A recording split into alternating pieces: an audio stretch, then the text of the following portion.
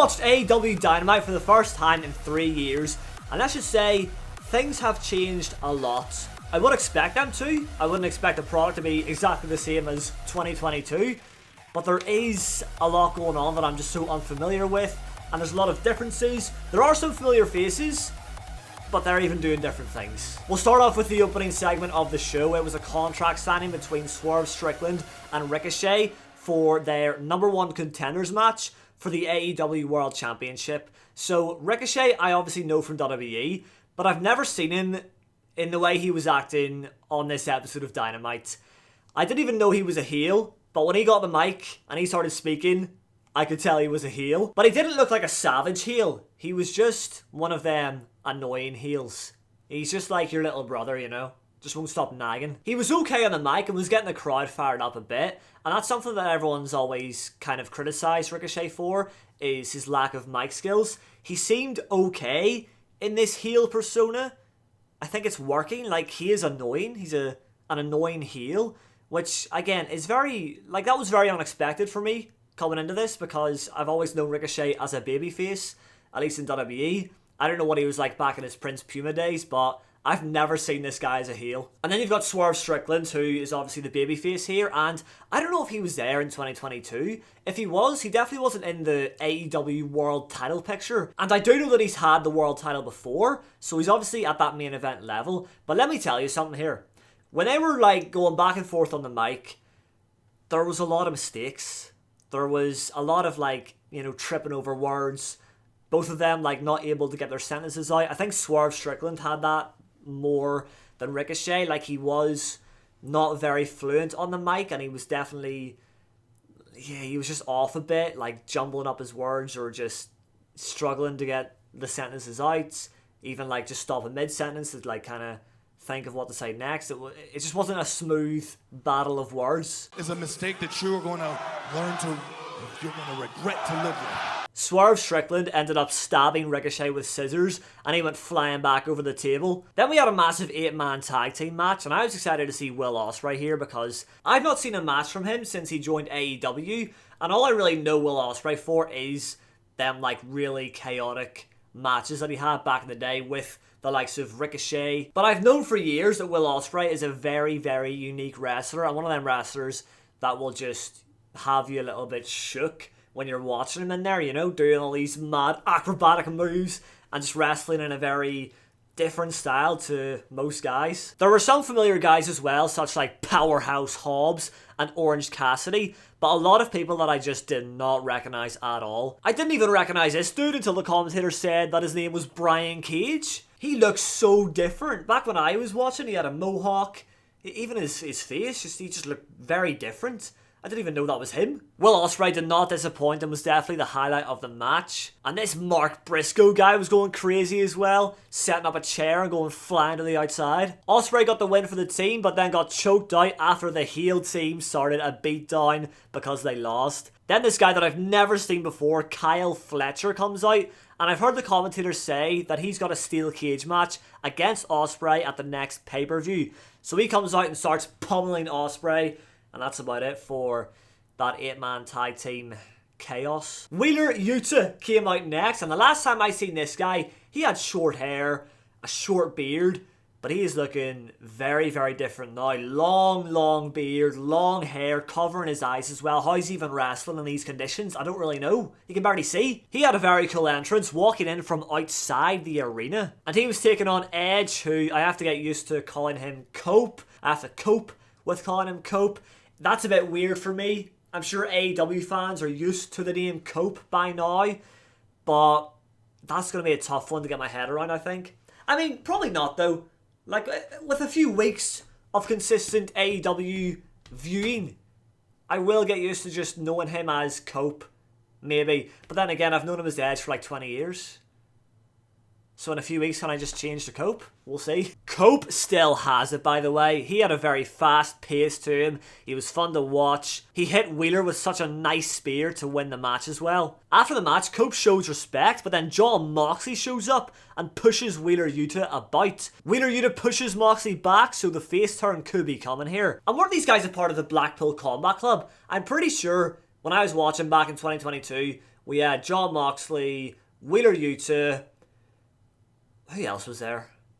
Maybe like Cesaro, Claudio, and then William Regal was, I guess, their leader, I think. I mean, it makes sense. The Blackpool Combat Club, William Regal is from Blackpool, but I think they've turned into the Death Riders now. I think that's what they're being called. William Regal's obviously long gone.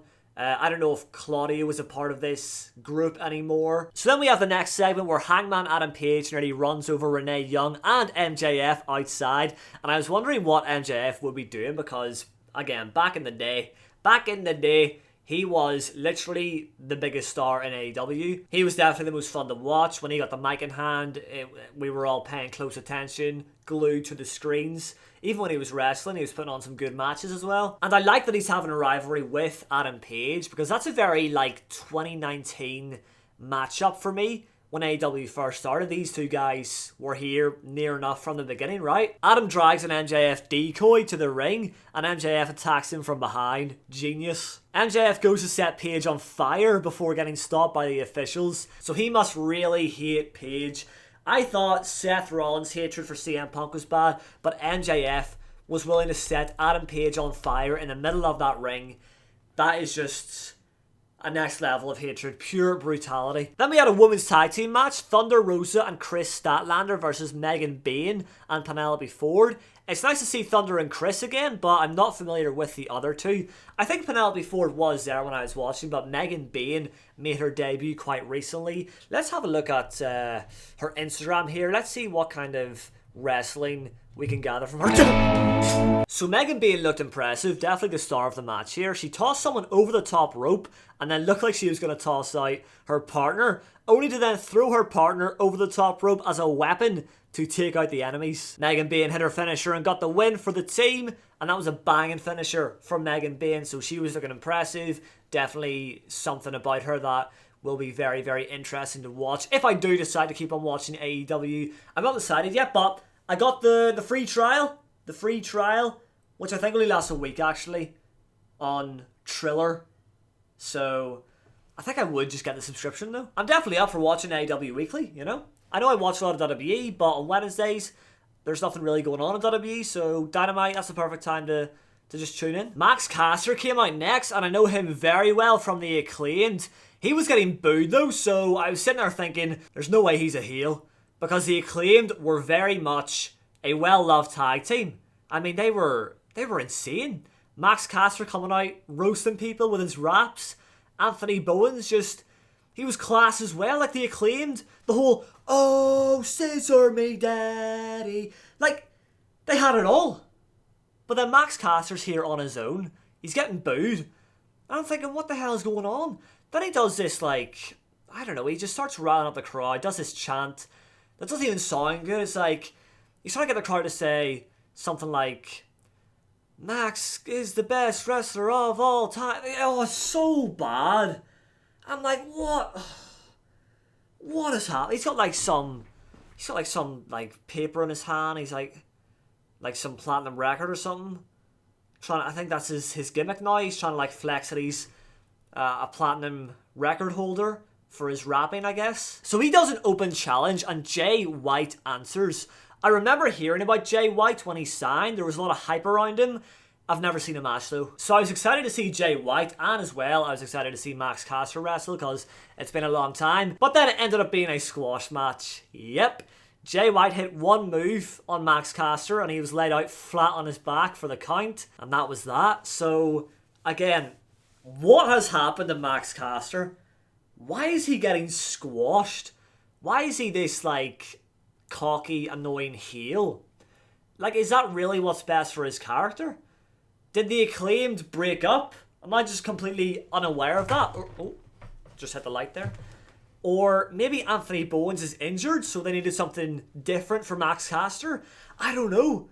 But it's not good. But then again, here's me watching AEW for the first time in 3 years saying it's not good. It might be brilliant, but I'll need your opinions on it to know if that's actually a good thing for Max Caster or not. In general, how is that a good thing for anybody? Getting squashed? I don't know. Then we had this absolutely fantastic interview by Renee Young, who was interviewing Mariah May and Toni Storm. So I know about Mariah May. I saw the heel turn. I know about their whole big match at All Out last year. And here's my question. Well, my initial question when watching this segment. Are they still feuding? Because they were feuding over the Women's World title at All Out, which was last summer, right? So, have they just been going back and forth all this time? Or did they kind of like go away from each other and then come back? Either way, I'm actually fine with it because they were very much the highlight of the night. And it was just this interview as well. Not even like a match or a fight, really. The first thing Mariah May does is spit in the face of Toni Storm. So that was just jaw-dropping in itself. And it's just the way they were going back and forth. Mariah May looked like the most unhinged version of herself. Whereas Toni Storm was timeless Toni Storm.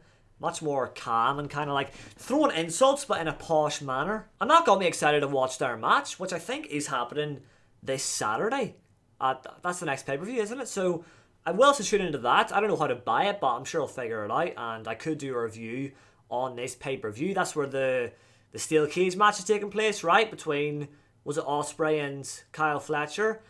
And I mean, I could do a review on that show as well. Watching my first pay-per-view for the first time in 3 years. But yeah, Mariah May and Toni Storm were definitely the highlight of the night for me. And that's got me excited for their rivalry to continue, even from last year. Then we had the main event, which was Ricochet and Okada versus Swerve Strickland and Brody King.